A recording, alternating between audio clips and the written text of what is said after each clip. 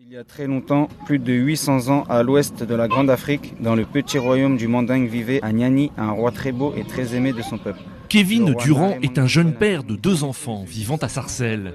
Il fait la lecture à sa fille et son fils. La lecture, c'est important et c'est des histoires d'Afrique et sur des empereurs, sur des royaumes d'Afrique, sur l'histoire de l'Afrique, les contes, on n'en parle pas assez. Noah et Amina, les 2 enfants de Kevin Durand, écoutent leur père avec attention et sont ravis. Déjà j'aime bien parce que c'est à côté de chez moi, je peux venir lire et j'aime bien parce que ça parle bien de l'Afrique et pour apprendre les histoires d'Afrique. C'est important de savoir les histoires d'Afrique, de savoir qui sont les empereurs à l'époque.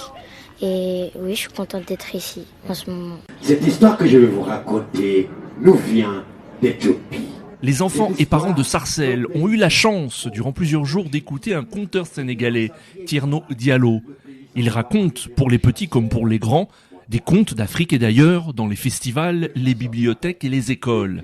L'accueil des enfants de Sarcelles l'a marqué. C'est des moments de partage très forts et j'avoue que c'est pas partout que je vis ça. Que le conteur, tu es en face de ton public, tu les vois, il y a la proximité. Donc quand ça se passe moyen ou quand il décroche, tu le vois, il y a rien qui échappe. Donc quand ça se passe très bien, tu le sais aussi et ça se passe très bien. Je sens que je vais à nouveau me perdre. Pourras-tu m'accompagner jusqu'à Godard?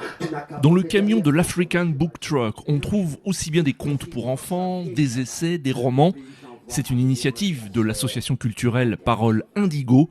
Sa présidente, Isabelle Grémillet. On a tous besoin de mieux connaître ce continent, et non pas à travers l'image qui nous en est donnée habituellement, mais en entendant la parole des créateurs qui, eux, vivent sur le continent. Les livres doivent se déplacer pour toucher les lecteurs. C'est l'intime conviction de Soro Solo, journaliste, producteur et chroniqueur et parrain de cette initiative. Aller dans les villes, aller sur la place publique. Il faut aller maintenant au-devant du lecteur, au-devant du public. La littérature, c'est le savoir c'est le pouvoir. Faire évoluer nos mentalités, faire évoluer nos connaissances, on pense que c'est avec la littérature qu'on peut le faire.